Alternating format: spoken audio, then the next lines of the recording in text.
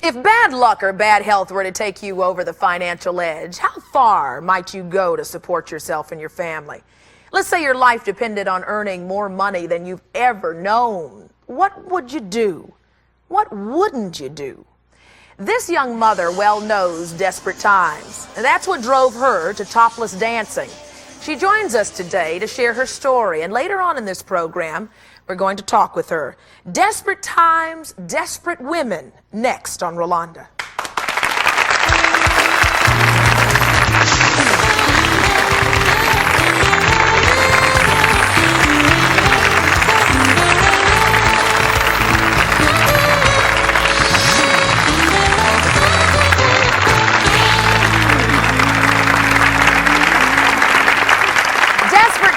Drove Jessie Winchester to some very desperate measures. She's a grandmother who supports her family working as a prostitute. She joins us with her husband of 4 years, Michael, and we'd like to welcome you both to the show today.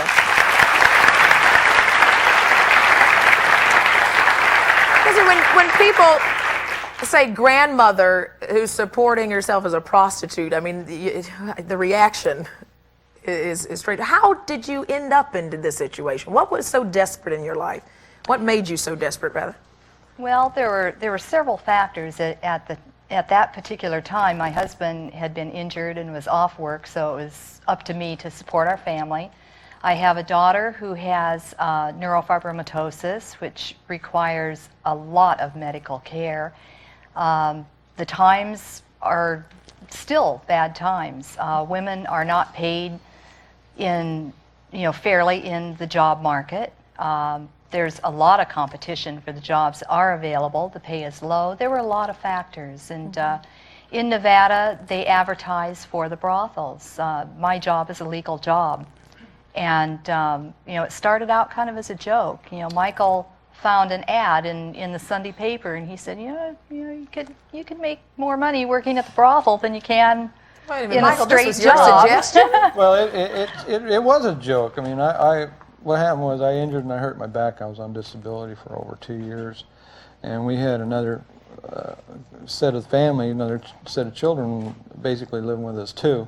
We were supporting them too, and she'd gone out and worked at the mayor's office. She tried to get permanent work, and there wasn't anything available, so she took the temporary work.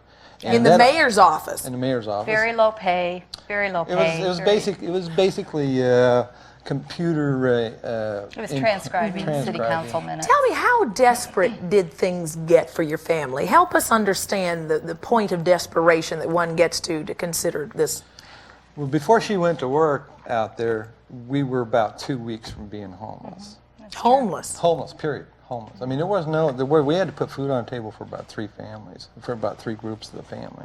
And in Nevada, pay is very, very low. Six bucks an hour for computer input. So when you're almost to the point of being homeless, that means food on the table, clothes for the kids, survival. all of that kind of stuff. You had pretty much exhausted those things. We'd spent all our savings. All our savings was gone.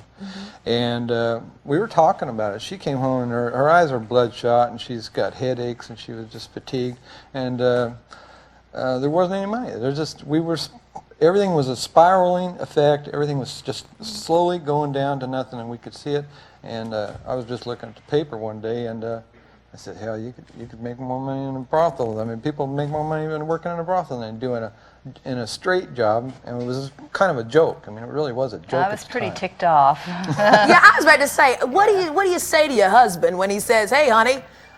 It was a joke to You're start out of with. there. Yeah. Well, what was your reaction? I mean, that's not a funny joke. I was very insulted. I was really ticked off, and as time went by, we kept joking more and more about it. So I decided to call his bluff on it. So I actually went out there because I really didn't think, I would get the job. So I went out there and interviewed, and I... Wait a minute, whoa. You interview for a prostitution job? Really? It's a what legal do job. they ask you? Well, they ask you a lot of questions. And it is a legal job in Nevada, right. And that's really what I'd like to stress. It is not street hooking. It is a legal job. My situation is no different, other than what I do for work. is no different than any other working woman. I go to a place of business, I do my work, I come home. Then I do the laundry, I do the grocery shopping, I do what every other woman does. And it's a legal job in Nevada. And Michael hasn't changed his tune? I mean, are you kind of sorry you brought this joke up, or is it? Well, in the very beginning, it was eating my words. Let's put it that way. Yeah. But there was quite a bit of it.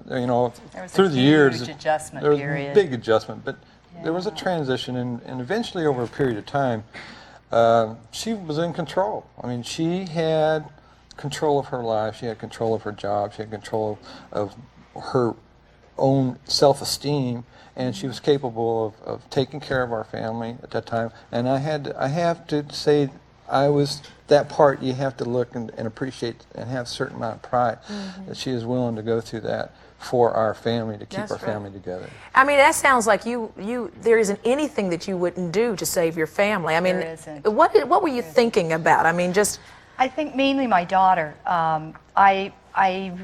What you just said is very true. I would rather take desperate measures and be able to get the proper medical care for my daughter than to have her die. And she requires ongoing, long-term, the rest of her life. tell me about your daughter. She's ill.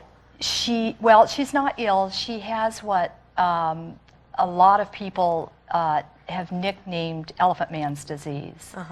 And it requires, she's totally disabled, and the state medical care doesn't cover everything that she needs for her medical. She just has tremendous medical bills. So when you looked at your daughter at that time, you said, doggone it, what?